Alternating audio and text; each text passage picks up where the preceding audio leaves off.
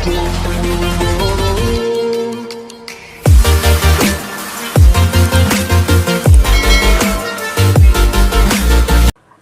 Everyone, so welcome back to Vijay sir academy.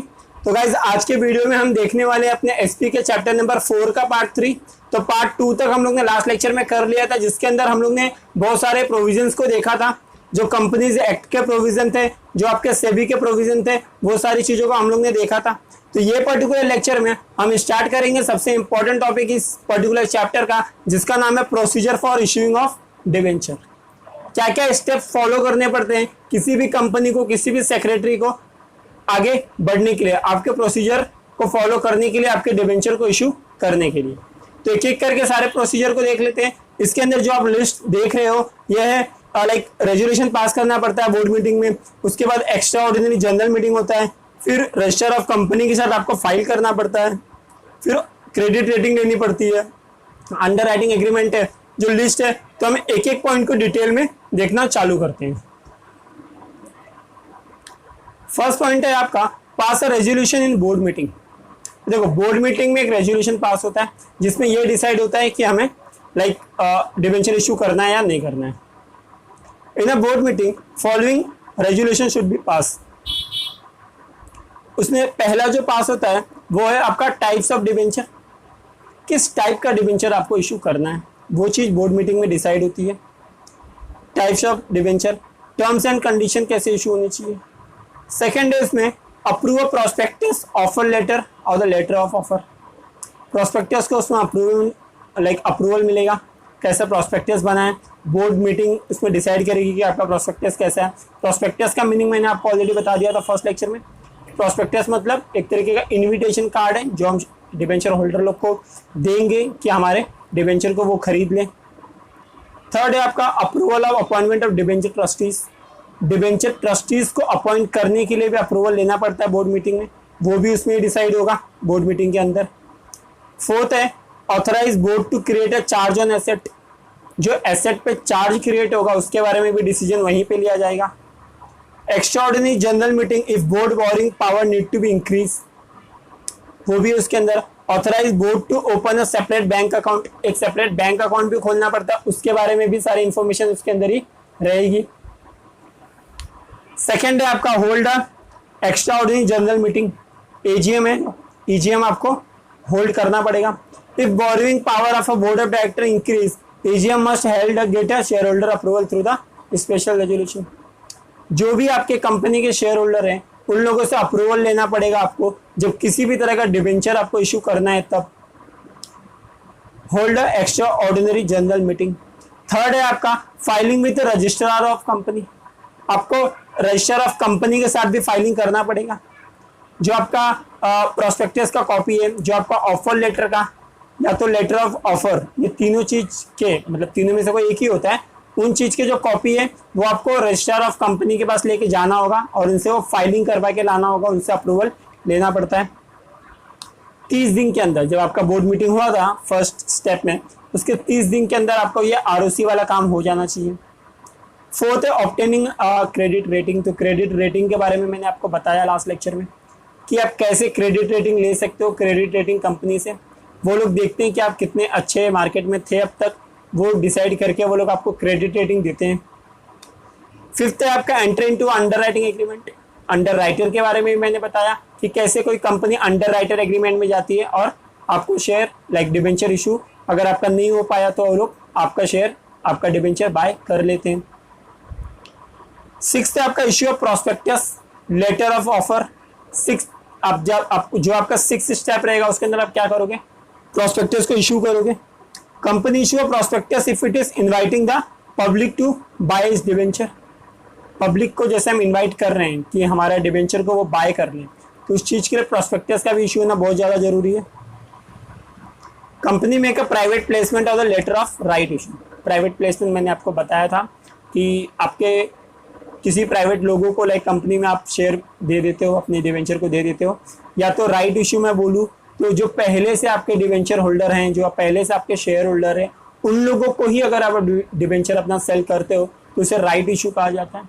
Guys, जो भी आपको लाइन बता रहा हूँ प्लीज़ अंडरलाइन करके उसको हिंदी मीनिंग उसका लिख लेना, ताकि फ्यूचर में जब आप आंसर को वापस से पढ़ो टेक्स्ट बुक के अंदर, तो आपको सारी चीजें पता होनी चाहिए।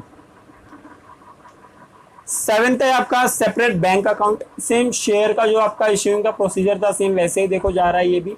इसके अंदर भी आपको बैंक अकाउंट ओपन करता है कौन, कंपनी करता है, ताकि आप अगर डिबेंचर बाय कर रहे हो तो वो जो पैसे हैं वो आप उस बैंक अकाउंट में डाल दो जो कंपनी को जरूरी हो जाते हैं। Receiving application money, application money को रिसीव करना। Subscribers will submit the application along with the required amount specified bank within a time period mentioned in the prospectus। जितना समय प्रोस्पेक्टस के अंदर लिखा रहेगा उस टाइम पीरियड के अंदर एप्लीकेशन फॉर्म के साथ, एप्लीकेशन मनी के साथ आपका जो डिबेंचर होल्डर बनना चाहता है वो बंदा पैसा आपके बैंक अकाउंट में डाल देता है ताकि आप पैसे को निकाल सको, कंपनी को पैसा पे कर देता है। 9th है आपका होल्ड बोर्ड मीटिंग। फिर से एक बार बोर्ड मीटिंग देखो होल्ड हो रही है।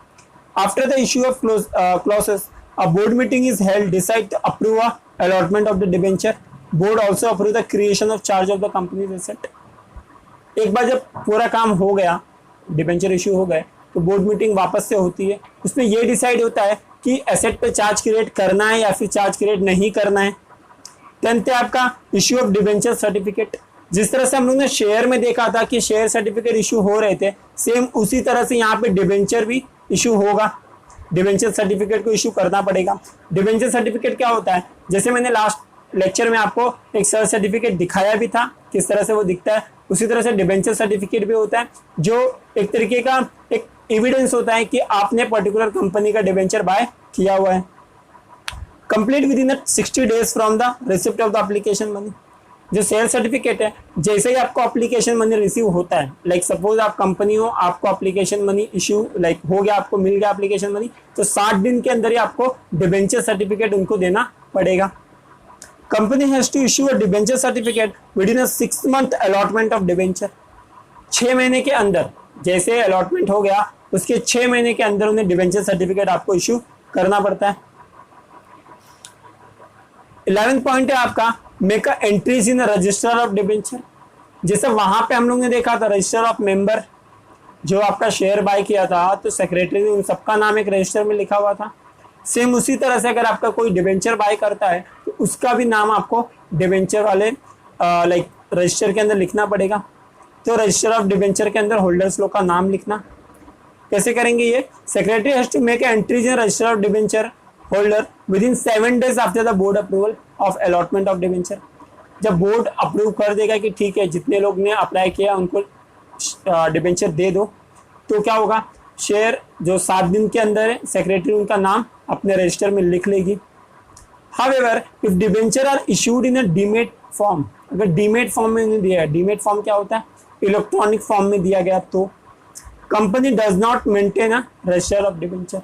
अगर इलेक्ट्रॉनिक फॉर्म में दिया गया तो किसी भी तरह का रजिस्टर मेंशन नहीं होता है। तो ये आपके प्रोसीजर थे जो कि एग्जाम पॉइंट ऑफ व्यू से बहुत ज़्यादा इंपॉर्टेंट है। एक एक पॉइंट को आप लिख लो, एक स्टोरी क्रिएट कर लो दिमाग के अंदर और चीज़ों को पढ़ो, चीज़ें आपको आसानी से याद हो जाएंगी। सारी चीज़ों का देखो मीनिंग तो आपको पता है, मीनिंग आप वीडियो को एक बार वापस से देखोगे तो आपको मीनिंग ज़्यादा क्लैरिटी आपको आ जाएगी। सारी चीज़ों के बारे में मैंने लाइन टू लाइन मीनिंग बता दिया है, आपको सिर्फ पढ़ना है, टिक मार्क करना है, अंडरलाइन करना है, आंसर को याद करना है। अब कैसा कि बोर्ड एग्जाम तो होगा तो आपको अब क्या करना है, आपकी स्टडी चालू कर देनी है। आपका 4.3 है डिबेंचर ट्रस्टीज, इसके बारे में मैंने आपको बता दिया था, इसमें डिटेल में देख लेते हैं। आपको 4-5 मार्क के लिए क्वेश्चन इसमें से पूछ सकते हैं कि डिबेंचर ट्रस्टीज होते कौन है। Company which issue a prospectus और invites more than 50% to buy a debenture more than 500%, sorry मैंने क्या बताया था लास्ट लेक्चर में आपको, जब 500 से ज्यादा लोग आपके डिबेंचर को बाय करने लग जाएं तो आपको डिबेंचर ट्रस्टीज को क्या करना पड़ेगा, अपॉइंट करना पड़ता है। Company issuing secure debenture also must appoint a debenture trustees. जो भी कंपनी सिक्योर डिबेंचर इशू करती है उन लोगों को भी डिबेंचर ट्रस्टी को अपॉइंट करना पड़ता है। ये डिबेंचर ट्रस्टीज करते क्या है, चलो देख लेते हैं। Debenture trustees are institutions which protect the interest of debenture holder. एक तरीके के ये लोग इंस्टीट्यूशन होते हैं जिनका काम होता है कि डिबेंचर होल्डर लोग के इंटरेस्ट को प्रोटेक्ट करें, किसी भी तरह का उनके साथ कोई गलत काम ना हो पाए, कंपनी उनके साथ किसी भी तरह का फॉर्जरी नहीं कर ले, इसके लिए डिबेंचर ट्रस्टीज होते हैं जो उनको प्रोटेक्ट करते हैं। The company create a charge on assets it's movable और इमूवेबल असेट और the asset of A subsidiary company और अ होल्डिंग कंपनी। कंपनी क्या करती है, एसेट पे चार्ज क्रिएट करती है, वो एसेट मूवेबल होने दो या तो इमूवेबल होने दो, मतलब जो फिर सके यहां से वहां या जो नहीं फिर सके। एसेट और charge for a subsidiary company, अब वो सब्सिडरी कंपनी भी हो सकती है तो होल्डिंग कंपनी भी हो सकती है। Charge is created in favour of debenture trustees, जो भी चार्ज क्रिएट किया जाता है वो डिवेंचर ट्रस्टीज के फेवर में किया जाता है, क्योंकि फ्यूचर में अगर आप किसी का शेयर लाइक किसी की डिवेंचर का पैसा आप नहीं दे पाते हो तो ट्रस्टी आपका शेयर, आपका जो एसेट है वो बेचेगा, वो पैसे लेगा और वो डिवेंचर होल्डर को रिटर्न कर देगा। बस इसीलिए डिवेंचर ट्रस्टीज बीच में होते हैं। थर्ड पैराग्राफ क्या है, debenture trustees is appointed before the prospectus और द लेटर ऑफ ऑफर। जो डिवेंचर ट्रस्टीज होते हैं वो प्रोस्पेक्टस इशू करने के पहले, लेटर ऑफ ऑफर इशू करने के पहले, इन सब के पहले उनका अपॉइंटमेंट हो जाता है और with in 60 days of allotment, या तो अलॉटमेंट के 60 दिन के अंदर ही उनका अपॉइंटमेंट होना जरूरी है। Trustees must give a written consent to the debenture trustees, उनको खुद से लिख के देना पड़ता है कि वो लोग डिवेंचर ट्रस्टीज हैं। डिवेंचर ट्रस्ट डीड क्या होता है, जो अब ये कौन सी डील है, ये कंपनी और ट्रस्टीज के बीच में डीड मतलब एक तरीके का एग्रीमेंट होता है।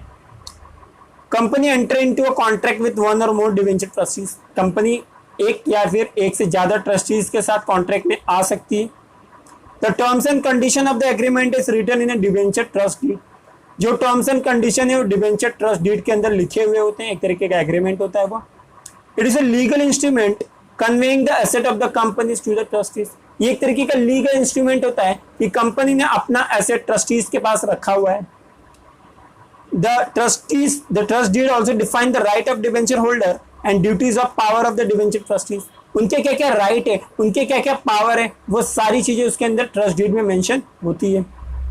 Company has to execute the deed within 3 month of the closure of the issue, जब भी इशू हो जाए यानी पूरा डिवेंचर इशू हो गया उसके 3 महीने के अंदर ऐसा ट्रस्ट डीड का जो कॉन्ट्रैक्ट होता है वो साइन करना पड़ता है डिवेंचर ट्रस्टीज के साथ कंपनी को।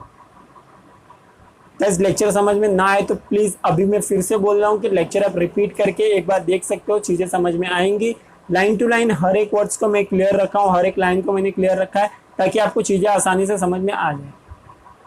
देखो अगर आप कोई भी ऑनलाइन लेक्चर देखते हो बैठ के, मेरा ही नहीं किसी का भी अगर ऑनलाइन लेक्चर आप बैठते हो तो प्लीज टेक्स्ट बुक साथ में लेके बैठो ताकि आप लाइन टू लाइन चीजों को जान लो। वैसे अगर मैं एसपी की बात करूँ तो एसपी को आपको लाइन टू लाइन एक्सप्लेनेशन तो और मैंने कहीं किसी चैनल पे अब तक नहीं देखा है, तो प्लीज एसपी के लिए आप चैनल पे एकदम अच्छे से स्टिक रह सकते हो जहाँ पे आपको लाइन टू लाइन एक्सप्लेनेशन मिलेगा।